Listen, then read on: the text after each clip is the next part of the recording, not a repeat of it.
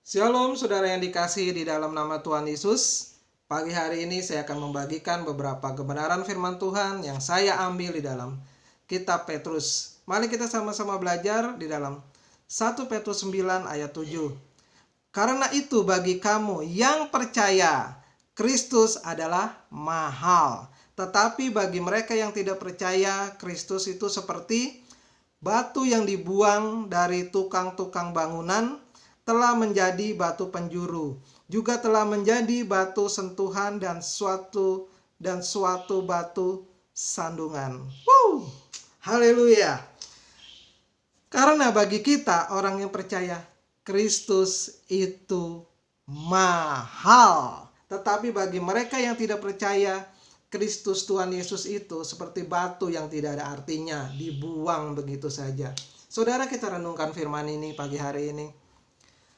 Seberapakah mahal Tuhan Yesus di dalam hidupmu dan hidupku? Kita renungkan hal ini, saudara.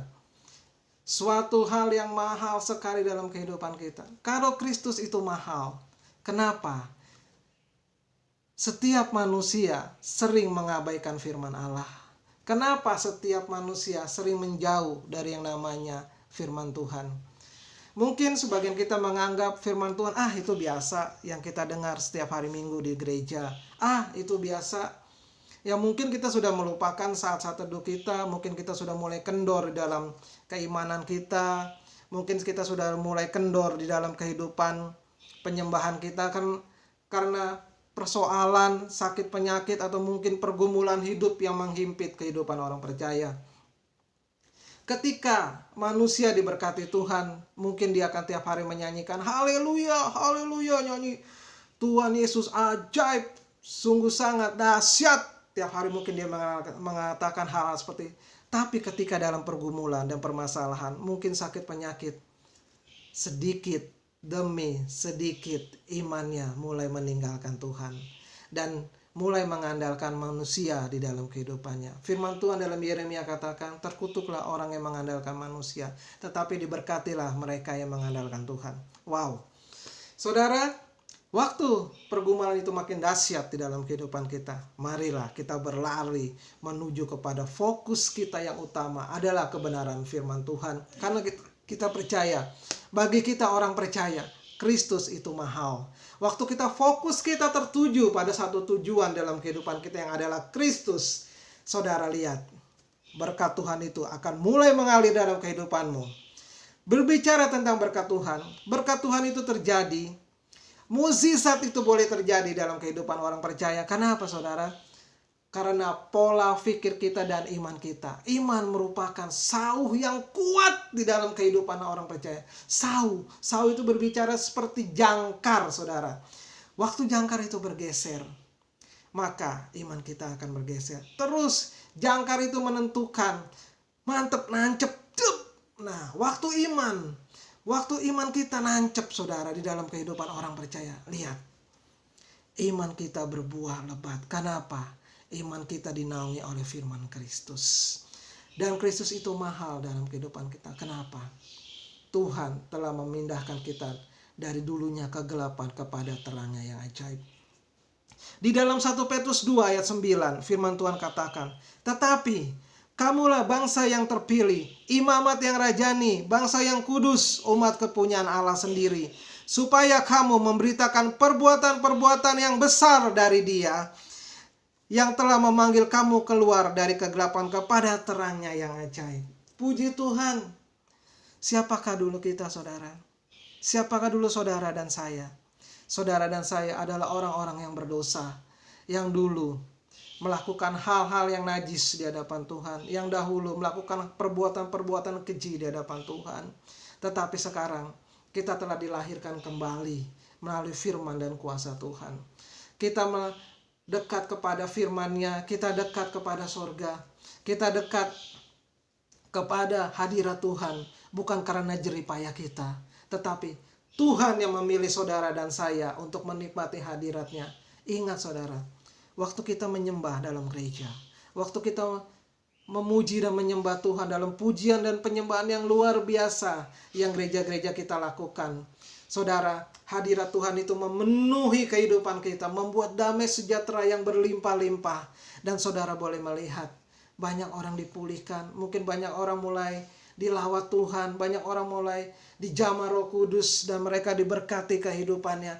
Kenapa? Karena mereka mau menyerahkan diri mereka dalam kehendak Bapa yang mulia.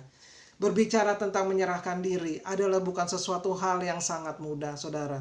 Mungkin sesuatu yang kita lihat di depan itu berat. Mungkin sesuatu yang kita lihat di depan itu, wow, gak mungkin nih saya bisa keluar dalam masalah kehidupan saya. Kenapa? Karena kita sudah mulai melupakan Tuhan.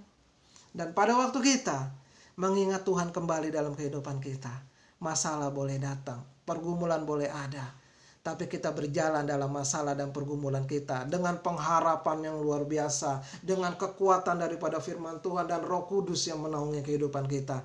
Kita akan kuat. Tanpa Roh Kudus dan kebenaran firman Tuhan, kita bukan siapa-siapa. Tetapi waktu kita mengenakan Roh Kudus dan firman Tuhan dalam kehidupan kita, kita akan menjadi terbang seperti burung Raja Wali di atas kepak sayapnya yang kuat, kepak sayap Tuhan dan firman-Nya. Itulah yang membuat saudara dan saya kuat di dalam kehidupan ini.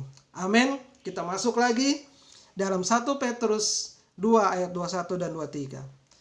Sebab itulah kamu dipanggil, karena Kristus pun telah menderita untuk kamu dan telah meninggalkan teladan bagimu supaya kamu mengikuti jejaknya. Saudara dan saya dipanggil Tuhan. Untuk apa saudara firman Tuhan ini katakan? Untuk mengikuti jejak Tuhan. Day by day kita berjalan bersama Kristus. Day by day kita memuliakan nama Tuhan. Day by day kita bersorak-sorai. Karena apa? Kita berjalan bersama Tuhan. Berbahagialah orang yang hidupnya setiap hari berjalan bersama dengan Kristus Tuhan kita. Kita akan terus dalam lindungannya. Kita akan terus dalam naungannya. Kita akan terus dalam hadiratnya. Dan damai sejahtera dan berkat Tuhan mengikuti kehidupan orang-orang percaya. Dan supaya teladan itu boleh mengikuti, teladan Tuhan mengikuti jejak di dalam kehidupan kita. Saudara, pola pikir kita, iman kita, mengejar berkat Tuhan, itu tergantung bagaimana cara kita melangkah, saudara. Kita harus punya yang namanya nature-nya Tuhan di dalam kehidupan kita. Kalau kita nggak punya yang namanya nature-nya Tuhan dalam kehidupan kita, maka kita akan jauh dari janji-janji Tuhan. Apa sih itu nature-nya Tuhan? Kita akan belajar saudara tentang nature-nya Tuhan. Nature-nya Tuhan, satu, ia tidak berbuat dosa. Kedua, tidak ada tipu daya di dalam mulutnya. Itu ada di mana saudara? Di 1 Petrus 2 ayat 22. Demikian firman Tuhan, ia tidak berbuat dosa dan tipu daya tidak ada dalam mulutnya. Saudara ingat penderitaan Tuhan Yesus waktu dia diadili? Mereka tidak bisa menjatuhkan Tuhan Yesus. Enggak bisa, saudara. Kenapa? Karena di dalam Tuhan Yesus, ia tidak pernah berbuat dosa. Dan tidak ada tipu daya di dalam mulutnya. Mari. Mungkin setiap kita manusia, kita punya dosa. Mungkin kita dalam setiap manusia, kita sering ada tipu daya di dalam mulut kita. Tetapi kita mau berusaha. Kita mau jauh dari dosa. Kita mau jauh dari tipu daya dalam mulut kita. Untuk apa? Supaya berkat Tuhan itu boleh berlimpah-limpah di dalam kehidupan kita.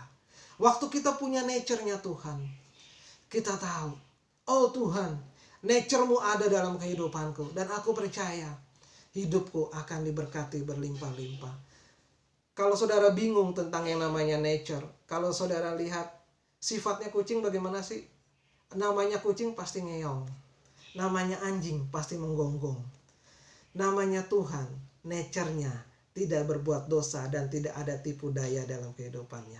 Saudara, kita ubah kehidupan kita melalui nature-nya Tuhan.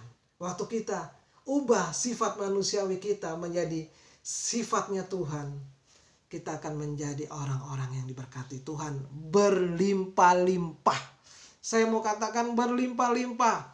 Luar biasa Tuhan akan memberkati kehidupan kita. Hadiratnya akan terus memenuhi kehidupan kita. Kehidupan kita penuh dengan damai sejahtera dan sukacita yang besar yang akan kita tuai hari demi hari. Dalam 1 Petrus 2 ayat 23. Ini nature-nya Tuhan, ini nature-nya Tuhan. Ketika ia dicaci maki, ia tidak membalas dengan mencaci maki. Ketika ia menderita, ia tidak mengancam, tetapi ia menyerahkan kepada Dia yang menghakimi segalanya dengan adil. Kalau kita lihat nature-nya Tuhan, wow, suatu yang luar biasa yang Tuhan buat di dalam kehidupannya. Semuanya demi apa? Waktu Yesus tergantung di kayu salib, waktu Tuhan Yesus tergantung di kayu salib, waktu dia dicambuk, waktu dia menderita dalam pergumulan yang berat, waktu dia di Taman Getsemani dia berdoa dan menitikkan darah di dahinya, saudara. Saudara tahu nggak? Pada saat itu Tuhan Yesus mengingat siapa? Saya mau katakan, Tuhan Yesus mengingat engkau dan saya. Di dalam doanya dia mengingat, aku akan menjalani via dolorosa. Tetapi biarlah nama-nama Anda dan nama-nama saya tercatat dalam setiap doa-doa dan pergumulan Tuhan Yesus. Wow, kita imamat yang rajani, bangsa yang kudus, orang-orang yang dipilih Tuhan, yang dilayakkan Tuhan, melalui penderitaannya di via dolorosa, jalan salib, dan melalui kuasa darahnya itu, saudara dan saya, hari lebih hari dekat hari, nature kita akan diubahkan, dan kita harus komitmen di dalam kehidupan kita. Tuhan, saya memiliki nature-nya Tuhan, bukan nature kedagingan kita. Waktu kita memiliki nature-nya Tuhan, kita akan berjalan dengan kuasa dan kemuliaan Tuhan. Amin. Dan ayat yang terakhir, Ia sendiri telah memikul dosa kita di dalam tubuhnya di kayu salib, supaya kita yang telah mati terhadap dosa, hidup kita dalam kebenaran, dan oleh bilur-bilurnya kamu akan disembuhkan. Saudara, mungkin banyak orang berkata, oh penyakitku tidak bisa disembuhkan. Oh, kalau bukan hamba Tuhan itu yang mendoakan aku tidak mungkin bisa sembuh. Oh, kalau bukan hamba Tuhan itu yang mendoakan aku, tidak mungkin hidupku akan diberkati. Oh, kalau bukan si A, si B, si C yang mendoakan aku, tidak mungkin aku bisa keluar dari masalahku. Saya mau katakan pagi hari ini, setiap kehidupan orang percaya, mereka mempunyai kuasa dan mukjizat Allah di dalam kehidupannya.